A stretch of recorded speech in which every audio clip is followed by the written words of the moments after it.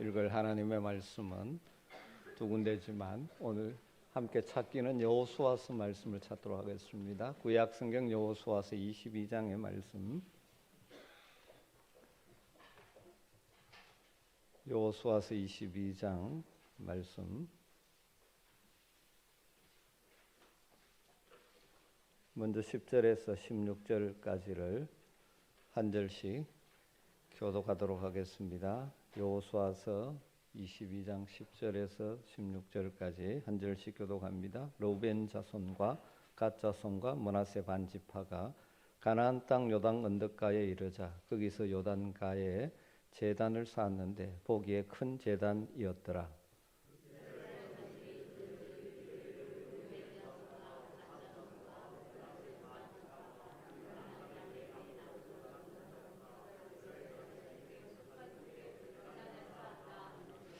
이스라엘 자손이 이를 듣자 곧 이스라엘 자손의 온 회중이 실로에 모여 그들과 싸우러 가려 하니라.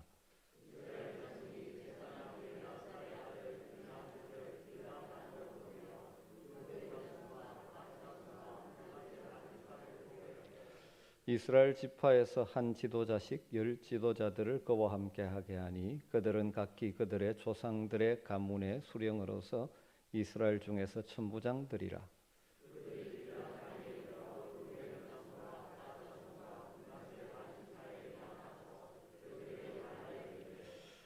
같이 읽으십시다. 여호와의 온 회중이 말하기를 너희가 어찌하여 이스라엘 하나님께 범죄하여 오늘 여호와를 따르는 데서 돌아서서 너희를 위하여 제단을 쌓아 너희가 오늘 여호와께 거역하고자 하느냐. 넘어가서 28절부터 34절까지도 한 절씩 교독하겠습니다. 우리가 말하였거니와 만일 그들이 후일에 우리에게나 우리 후대에게 이같이 말하면 우리가 말하기를 우리 조상이 지은 여호와의 제단 모형을 보라. 이는 번제를 위한 것도 아니요 다른 제사를 위한 것도 아니라 오직 우리와 너희 사이에 증거만 되게 할 뿐이라.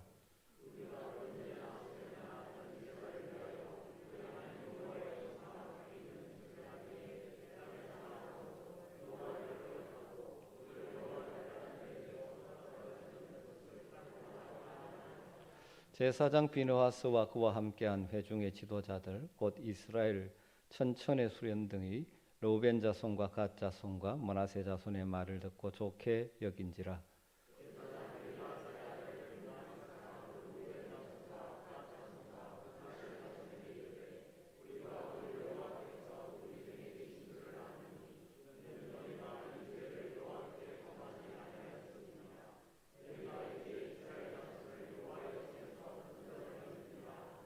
제사장 엘라설의 아들 비느하스와 지도자들이 르우벤 자손과 갓 자손을 떠나 길르앗 땅에서 가나안 땅 이스라엘 자손에게 돌아와 그들에게 보고하며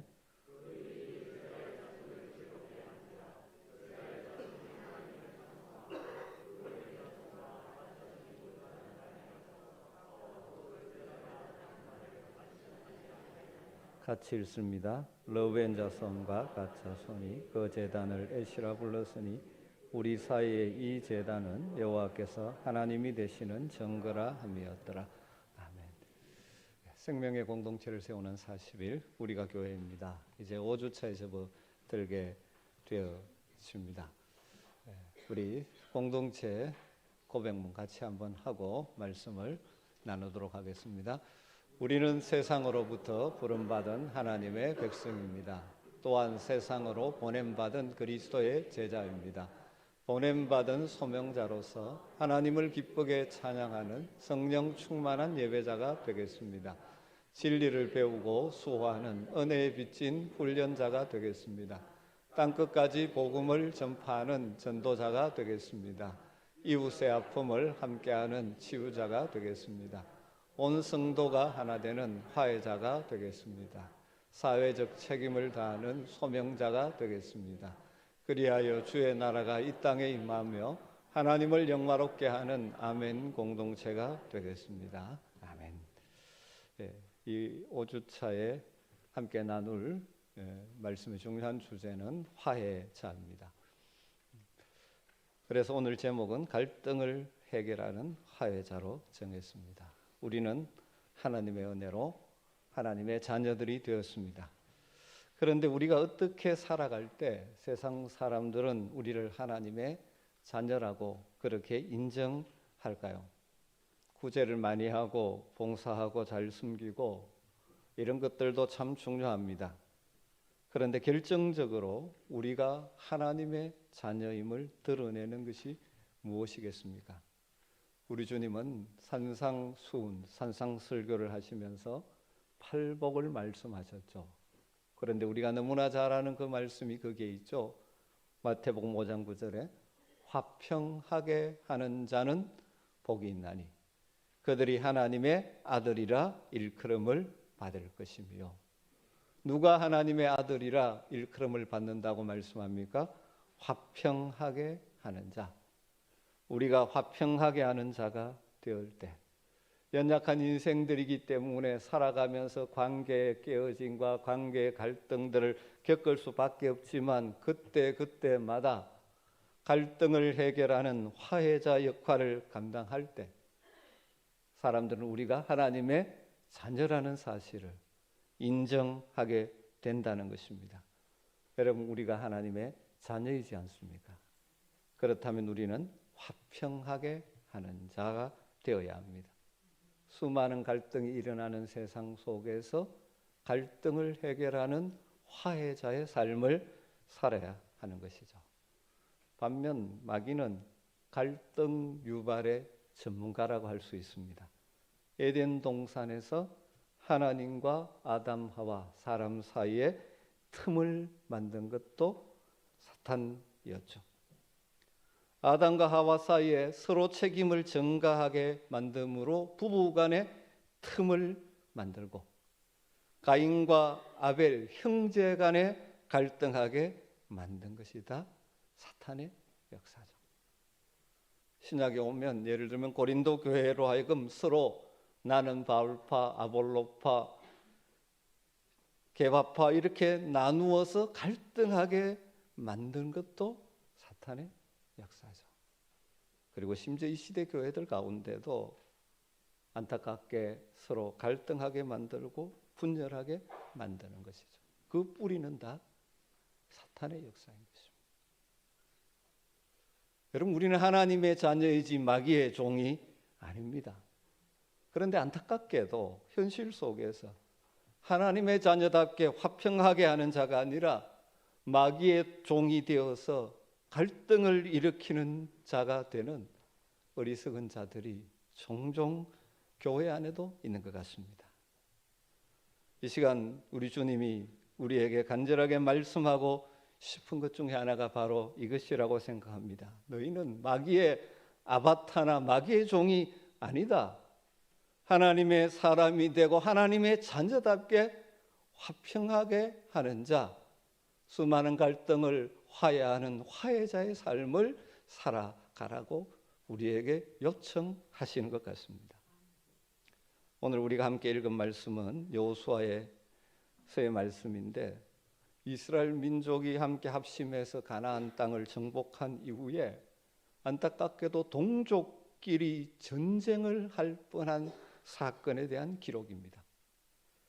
이스라엘 12지파가 힘을 모아서 가나안 정복 전쟁을 마무리하고 요단강 건너 동편의 기업을 받은 두 지파 반, 르우벤 지파, 갓 지파, 므낫세 지파 가운데 반, 이들이 이제 그들의 기업인 요단강 동편으로 건너가면서 일어난 사건입니다. 요단 서편에 남아있는 9지파 반 사람들이 그들을 보내면서 아주 후하게 대접해서 보냈습니다. 그런데 이들이 요단강을 건너가면서 그런 생각이 든 것이죠. 세월이 지난 후에 이 가나안 땅에 남아있는 이스라엘 백성들이 요단강 건너에 있는 우리들에게 너희가 우리와 무슨 상관이 있느냐? 너희 르우벤 자손 갓 자손아, 여호와께서 우리와 너희 사이에 요단을 경계로 삼으셨으니 너희가 여호와께 받을 분깃이 없다. 이렇게 말하면 어떻게 할까? 그런 생각이 들었습니다. 그들이 하나님의 언약의 백성이 아니라 이방인 취급받게 되면 어떻게 할까 하는 걱정이 생긴 것이죠. 그러면서 그들이 한 가지 방법이 생각났습니다. 그래서 우리도 너희들과 동일하게 여호와 하나님을 숨기는 하나님의 백성임을 증거하게 하기 위해서 요단강가에 큰 제단을 기념비로처럼 세운 것입니다. 여러분, 그들이 일을 한 일은 아주 선한 의도로 했습니다. 그렇지만 이것이 요단서편에 남아있는 이스라엘 백성들이 어떻게 받아들일지에 대해서 그들은 깊이 숙고하지 않았던 것이죠. 여러분, 우리들이 의사 전달에 있어서 어쩌면 말보다는 행동이 더 중요한 영향을 미칠 때가 많습니다. 우리의 한 행동 한 행동이 다른 사람에 대한 나의 의사의 표현으로 받아들여집니다. 그런데 문제는 행동으로 전달되어지는 의사의 전달은 종종 오해를 낳기가 참 쉽다는 것입니다. 왜냐하면 사람들은 다 자기가 가지고 있는 관점으로 그 행동을 해석하기 때문입니다. 여러분도 그런 경험이 있는지 모르겠습니다. 나는 큰 생각 없이 행동을 했는데 상대방을 굉장히 심각하게 부정적으로 받아들여서 오해함으로 어려움을 겪어본 적은 없으십니까? 교회 안에서 우리가 성도들이 함께 교제하며 살아갈 때도 마찬가지입니다. 나는 별 크게 의미 없이 행동했는데 다른 사람들은 다르게 해석해서 그것이 말거리가 되어버릴 때가 있습니다. 예를 들면 교회 안에 몇몇 마음 맞는 사람들이 단순히 그냥 모여서 차를 마셨는데 교회 기존의 어떤 모임과 대립하기 위한 것처럼 보일 수도 있는 것입니다. 문제는 이 두 지파반이 그들의 행동이 다른 남아있는 이스라엘 사람들에게 어떻게 전달될지를 깊이 생각하지 않고 그들은 좋은 뜻으로 그냥 제단을 쌓은 것이죠. 요단서편 지파 사람들에게 이 소문이 전달되었습니다. 당시에 여호와를 숨기는 성막은 실로에만 있고 모든 지파 사람들이 1년에 한 번씩 가서 제사를 드렸는데, 쉽게 말하면 제단은 그 실로에 있는 여호와의 성막에만 있어야 되는데 요단강가에 큰 제단이 하나 쌓았다니 그들이 생각할 때는 그들이 하나님을 뜻을 어겼다라고 생각하는 것이죠. 그래서 그냥 두면 안 된다. 그래서 다 9지파 반 사람들이 실로에 모여서 싸우러 가자, 이렇게 된 것입니다. 여러분, 이들이 이렇게 예민하게 반응한 이유 중에 하나는 그들이 과거에 역사적으로 큰 상처가 있었기 때문입니다. 현재 우리가 사건을 해석할 때 항상 과거에 내게 있는 상처나 관점들이 나오게 되어 있죠. 그들의 과거 아간이 잘못했을 때 그 한 사람의 잘못 때문에 이스라엘 전체가 고통당했던 아픈 경험을 가지고 있습니다. 또 하나는 바알보올 사건이 있었죠. 바알보올의 유혹에 빠져서 이스라엘 백성들이 모압 여자들과 음행하는 일이 벌어졌고 그 결과 이스라엘 백성 2만 4천 명이 죽임을 당하는 끔찍한 경험을 했었습니다. 그러다 보니까 그들은 이 사건, 요단강가에 큰 제단을 쌓은 것을 우상 숭배를 위한 것이라고 오해했고, 그래서 그들과 전쟁을 치르겠다고 생각했던 것입니다. 다행인 것은 그래도 서편 지파의 지혜로운 사람들이 있었습니다. 그러지 말고 먼저 자초지종을 알아보자 해서 대제사장 비느하스를 필두로 해서 각 지파 대표를 해서 10명의 대표자를 보냅니다. 그래서 그들이 가서 어떻게 된 것인지를 묻죠. 그들의 설명을 들었습니다. 그들이 우리가 이런 의도로 했다라는 설명을 쭉 하게 됩니다. 오해가 풀려지죠. 그리고 전쟁할 뻔했던 그들이 다시 하나됨으로 인하여 크게 기뻐했다 하는 것이 오늘 사건의 핵심이죠. 32절 33절에 보면 제사장 엘레아살의 아들 비느하스와 지도자들이 르벤 자손과 갓 자손을 떠나 길라앗 땅에서 가나안 땅 이스라엘 자손에게 돌아와 그들에게 보고하며 그 일이 이스라엘 자손을 즐겁게 한지라. 이스라엘 자손이 하나님을 찬송하고 르벤 자손과 갓 자손이 거주하는 땅에 가서 싸워 그들을 멸하자 하는 말을 다시는 하지 않았더라. 갈등이 싸움으로 변질되어 동족 간에 서로 죽이는 일이 일어날 뻔한 사건인데 화해가 되어지니까 하나님을 찬송하게 되었다는 것이죠. 여러분, 우리도 마찬가지입니다. 연약한 인간이기 때문에 때로는 오해하고 그것 때문에 갈등할 수 있는 것이죠. 그러나 우리는 화해자가 되어서 화평하게 하고, 그 화해자가 되어서 갈등이 해결되어지면 마음의 즐거움이 생기고 하나님을 찬양하는 일이 일어나게 되는 것입니다. 여러분, 이런 기쁨이 여러분의 가정에 풍성하기를 주의 이름으로 축복합니다. 우리 교회가 이런 화평하게 하는 자들이 많음으로 인해서 하나님 주시는 즐거움을 맛보고 하나님을 찬송하는 행복한 교회 공동체가 되기를 간절히 소망합니다. 오늘 주목하고 적용해 봐야 될 내용이 무엇일까요? 무엇이 갈등의 근본 원인이었는가? 그들에게 이 사건을 통해서 보여주는 중요한 진리는 갈등은 오해에서부터 시작되었다는 것입니다. 여러분, 많은 갈등, 다 그런 것은 아니지만 갈등의 많은 경우는 오해 때문에 생기는 게 많습니다. 그 오해를 틈타서 사탄이 들어와 갈등을 확산시키려고 하죠. 오늘 본문에서도 하나님의 제단은 실로에만 있어야 되는데 요단강가에 세움으로 그들은 뭐로 오해합니까? 우상제단을 세웠다고 오해를 하게 된 것이죠. 여러분, 이들이 어떤 자들입니까? 함께 하나님을 예배하던 자들이었습니다. 거기에다가 7여 년 동안 생사고락을 같이 하며 가나안 정복 전쟁을 치루었던 전우들이었습니다. 그런데 그들이 하루아침에 원수가 될 뻔했습니다. 여러분, 이처럼 오해는 가족을 원수를 만들 수도 있는 것이고 형제가 원수가 되게 하기도 하는 것입니다. 마귀가 이런 오해를 틈타서 갈라놓는 것이죠. 여러분, 그런데 이 오해가 어디에서 시작되어집니까? 왜 오해를 하게 될까요? 오해는 사람들이 가진 편견 때문에, 자기의 잘못된 시각 때문에 오해가 일어나는 것이죠. 이 자신의 잘못된 시각으로 해석을 하니까 오해가 일어나는 것이죠. 그래서 편견이란 말의 뜻이 의미가 뭡니까? 눈이 한쪽으로 치우친 것이 편견입니다. 상황을 바로 보지 못하고 왜곡하고 그래서 자기가 보고 싶은 대로 보는 것이죠. 그것이 편견이에요. 우리 연약한 인생 가운데 이게 참 많이 있습니다. 여러분, 착각하지 마시고 내가 보고 내가 해석한 것이 옳다라고 착각하면 안 됩니다. 우리는 다 편견에 사로잡힐 수 있는 존재들입니다. 이것이 특별히 이 현대 시대에 아주 영향력을 미치는 중요한 특징이 되어버렸습니다. 20세기를 정의하는 여러 핵심 단어 중에 하나가 포스트 모더니즘이라고 이야기하죠. 그리고 21세기에 들어와서 포스트 팩추얼이라는 단어가 등장하게 되는데 그 말의 의미는 사실이 있어도 사실대로 보지 않는 일이 너무 많이 일어난다는 것입니다. 왜 그렇습니까? 편견이 있기 때문입니다.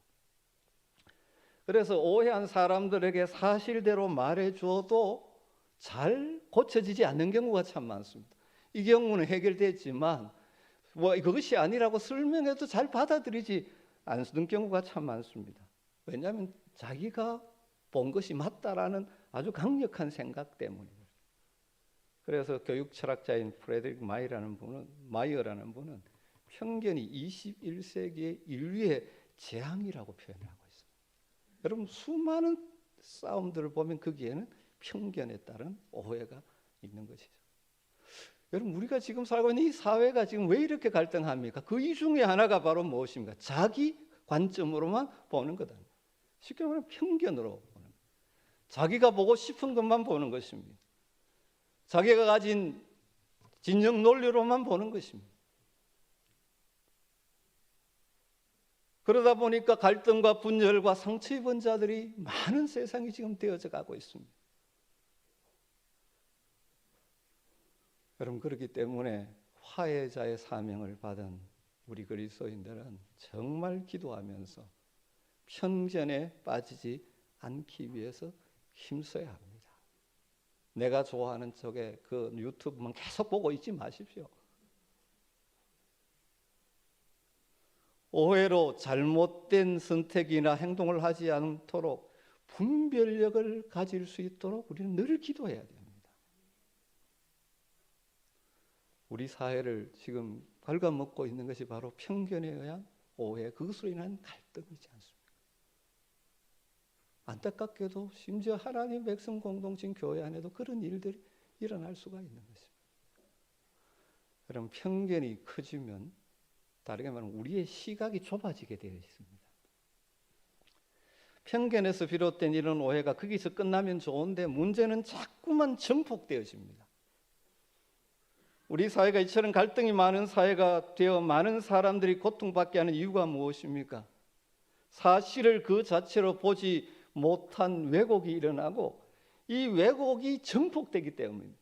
특별히 요즘 SNS라는 것이 너무 발달하다 보니까 이것이 점점 증폭되어져서 세상 온통 시끄러워지는 것이죠. 여러분, 그렇게 오해와 편견이 증폭되어지면 우리의 시각이 좁아집니다. 그래서 큰 그림을 보지 못합니다. 시각이 좁아지니까 마음도 좁아집니다. 그러니까 자꾸 부딪히는 것입니다. 이런 현상이 심해지면 감정이 굳어지고 마음을 닫아버리게 되죠. 마음과 생각을 열어놓아도 될까 말까 한데 마음을 닫으니까 해결 방법이 없습니다. 그래서 점점 좁은 시각이 더 심해지면 나중에는 눈이 멀게 됩니다. 눈이 감겨 있고 보지 못하니까 자꾸 과거만 생각합니다. 오해와 편견은 사람을 자꾸 과거로 회귀하게 만듭니다. 미래를 보지 못하게 합니다. 마귀는 과거에 집중하게 하고 성령은 미래를 바라보게 합니다. 이것이 굉장히 중요한 부분 가운데 하나입니다. 우리 주님은 우리의 눈앞에 있는 이 땅만 보지 말고 멀리 내다보고 미래를 보고 하늘을 보기를 원하십니다. 하나님이 주신 꿈을 꾸기를 원하십니다. 너희는 모든 민족을 제자로 삼으라고 말합니다. 세계를 품으라고 말합니다. 자기 가족도 근사하지 못하고 쩔쩔매는 내 목숨 부지하며 살아가기도 힘든 사람들에게, 그 제자들에게 그 갈리 땅이 아니라 모든 민족을 바라보라고 말씀하죠. 그들이 가진 좁디 좁은 자기 세계에 갇혀 있지 말고 세상을 품고 복음의 역사를 위하여 주의 사명자가 되라고 주님은 말씀하신 것이죠. 여러분, 우리는 과거의 상처에 사로잡힌 노예가 되지 말고 미래를 향한 개척자가 되어야 합니다. 그럼 이 시간 예배하는 우리 모두를 우리 주님이 그 넓은 품에 안아주시고 우리의 마음을 다스려 주셔서 과거에 집착하는 좁은 시각에서 벗어나 미래를 보고 하늘을 보는 영적인 눈을 열어주시는 은혜가 있게 되기를 간절히 축복합니다. 좀 실제적으로 적용해 볼까요? 우리의 시각이 좁아졌는지 여부를 판단하는 기준이 여러 가지 있겠지만 그 중에 한 가지는 이것입니다. 시각이 좁아진 사람의 특징은 다른 사람의 말을 잘 듣지 않습니다. 내 말만 하고 싶어 합니다. 한번 스스로를 점검해 보십시오. 최근 누구에게 무슨 말을 들었는데 그 말이 내 마음에 와닿았고 깊은 울림이 있었습니까? 최근에 남편이 하는 말에 귀를 기울였습니까? 아내의 말이 가슴에 남아 있습니까? 자녀들의 하는 말을 경청했었습니까? 이런 식으로 가족들과 공동체 관계 속에서 들었던 말이 내 마음에 담겨 있다면 어느 정도 넓은 시각을 유지하고 편견을 극복하며 살아갈 수가 있습니다. 그런 생각은 전혀 나지 않고 내 생각만 계속 있다면 여러분 기도하셔야만 됩니다. 시각이 좁아집니까? 편견이 생기고 편견이 있으니까 오해와 갈등, 다툼이 일어나는 것입니다.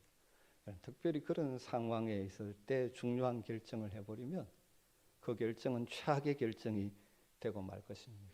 그럴 일이 없어야 되지만 혹시 부부간에 어떤 문제로 갈등이 있는 순간에 뭔가 결정하는 것은 최악의 결정이 됩니다. 공동체 안에 갈등이 있을 때 중요한 결정을 하면 안 됩니다. 요단서편 사람들이 어떻게 반응합니까? 저 우상제단을 가만둘 수 없다. 그들은 나의 우상제단이라고 판단하고 가만둘 수 없다. 다 부숴버려야 된다.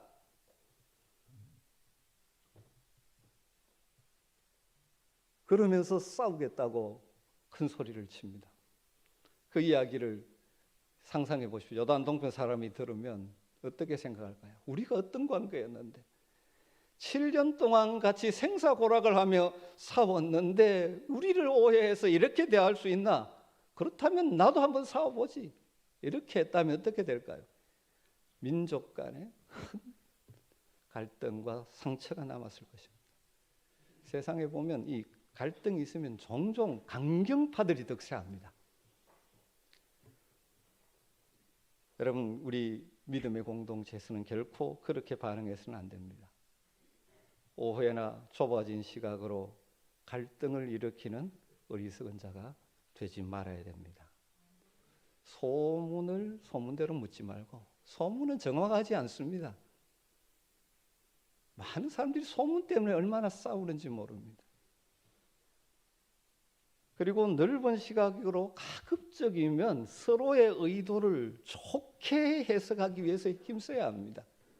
우리 속에는 뭐가 있냐면 악한 생각이 있기 때문에 상대방의 의도를 악하게 해석하기가 참 쉽습니다. 그래서 우리는 상대방의 의도를 할 수 있으면 선하게 해석하기 위해서 힘써야 합니다. 그리고 할 수 있으면 명확하게 우리가 서로 의사소통을 하고요. 상대방의 이야기를 주의 깊게 기울여 듣고 거기에 대해서 급하게 반응하지 말아야 돼요. 감정적으로 반응하지 말아야 돼요. 이럴 때 우리는 갈등을 겪지 않을 수 있고 조그만 갈등이 있더라도 해결하며 앞으로 향하여 나갈 수가 있습니다. 특별히 여러분 과거에 상처가 있는 분들은 더욱더 주의해야 됩니다. 이 상처가 있으면 항상 삐뚤게 해석하기가 쉽습니다. 여러분 관계를 맺어가면서 제일 힘든 사람 가운데 하나가 과거에 상처가 깊은 사람들. 오해를 잘합니다. 왜요? 그럴 수밖에 없죠. 상처가 자신의 관점이 되어지니까. 여러분 혹시라도 상처가 있다면 주님의 은혜로 치유되기를 주님으로 축복합니다. 인생을 살다 보면 수많은 오해의 소지가 있습니다. 그때 오해와 갈등을 키우는 사탄의 도구가 되지 마시고 오히려 그것을 풀어낼 수 있는 화평케 하는 하나님의 사람들이 될 수 있기를 주님으로 축원합니다. 여러분의 가정에서도 여러분의 일터에서도 우리 교회 안에서도 화평하게 하는 자, 그들이 정말 하나님의 아들다운 아들들입니다. 오늘 말씀을 적용하면서 적극적인 우리는 어느 곳에서는 갈등 해결, 화평하게 하는 자가 되어야 하지 않습니까? 그러기 위해서 우리가 힘써야 될 두 가지를 말씀드리고 말씀을 정리하려고 합니다. 첫 번째로는 심판은 하나님께 맡겨야 합니다. 최종 판단 하나님께 맡기는 것입니다. 여러분 오해와 갈등이 생기면 서로 다 피해자가 되어버립니다. 그러다 보니까 억울할 때가 참 많습니다. 그런 억울함이 있을 때, 우리 성도들이 억울함이 있을 때 어떤 자세를 먼저 취해야 됩니까? 심판을 하나님께 맡기는 것입니다. 타락한 본성을 가진 우리들은 본능적으로 내가 복수하려고 합니다. 내가 그대로 갚아주는 것이 정의라고 생각합니다. 여러분 그러나 기억하십시오. 세상에 100% 객관적인 사람은 아무도 없습니다. 그래서 하나님은 하나님의 자녀인 우리들에게 이렇게 말씀하십니다. 곳곳에서 말씀하시지만 히브리서 10장 30절에 보면 원수 갚는 것이 내게 있으니 내가 갚으리라 하시고 또다시 주께서 그의 백성을 심판하리라 말씀하신 것을 우리가 아노니. 여러분 때로는 억울하십니까? 이 말씀을 하나님이 여러분에게 주신 말씀으로 받을 수 있게 되기를 주님으로 축복합니다. 원수 갚는 것은 하나님께 있습니다. 우리는 하나님의 아들들, 자녀들입니다. 아버지 하나님이 심판하신다는 것을 믿어야 합니다. 우리 모든 인생은 개인적인 종말인 죽음을 맞이합니다. 그리고 우리 주님 다시 오셔서 최종 심판을 하실 것을 믿음으로 아는 자들입니다. 우리 인생의 종말을 생각하고 우리 주님의 재림을 생각하면 우리는 화해할 수가 있습니다. 예수님 다시 오시면 이 땅에 상처를 주고받던 인간관계들은 다 없어지게 될 것입니다. 예수 안에 산 형제 자매가 되어 영원토록 주님과 함께 천국에서 살게 될 것입니다. 그래서 어떤 분은 이것을 이렇게 표현을 합니다. 천국에서 만나게 될 당신의 원수를 사랑하라. 지금은 막 찌지고 볶지만 다 구원받은 자녀라면 천국에서 만날 것입니다. 그러게 여러분 여기서 사랑하십시오. 우리는 비록 모두 연약해서 때로는 오해하고 때로는 갈등하고 그래서 상처를 주고받지만 우리 모두 예수 그리스도를 믿는 자라면 그의 피로 구속함을 받은 형제요 천국에서 영원히 함께 살 자들입니다. 그렇기 때문에 쉽지는 않죠. 그렇지만 심판은 주님께 맡기고 할 수 있으면 용납하고 품고 용서하고 사랑하며 살아야 합니다. 이것이 하나님의 자녀들의 삶이죠. 그리고 두 번째로 기억할 것은 그런 갈등을 해결하기 위해서 용납하고 용서하기 위해서는 희생과 손해가 따르는데 그것을 기쁘게 감수할 줄 알아야 합니다. 우리는 내가 손해보는 것을 너무 싫어합니다. 그러니까 갈등이 해결되지 않는 것입니다. 여러분 갈등 해결은 저절로 이루어지지 않습니다. 화해하고 용서하고 용납하는 데는 희생이 따릅니다. 값을 치러야 합니다. 특별히 감정과 심리적인 부분에서 엄청난 손해와 희생을 감수해야 됩니다. 쉬운 것 아닙니다. 그러나 여러분 기억하십시오. 우리는 본래 하나님과 원수되었던 자였습니다. 영원히 죽을 수밖에 없는 자였습니다. 하지만 우리는 예수 그리스도의 피값으로 하나님과 화목한 하나님의 자녀 귀한 존재로 회복된 자들이지 않습니까? 우리 주님의 피값을 치르고 우리를 하나님과 관계를 회복시켜 주셨습니다. 이 진짜 복음의 은혜를 아는 자들은 정말 진심으로 그 복음을 따라 살기를 원하는 자들은 화평하게 하는 자가 되어야 하는 것이죠. 그러기 위해서 내가 희생하는 것도 기꺼이 감당할 수 있는 자들. 사랑하는 여러분, 여러분의 희생 때문에, 여러분이 손해보는 것 때문에 여러분의 가정이 행복해지고 화평해지고 여러분이 있는 곳이 화평해진다면 하나님이 기뻐하실 것이고 손해본 것 같지만 하나님께서 갚아주시는 은혜를 누리게 될 줄로 믿습니다.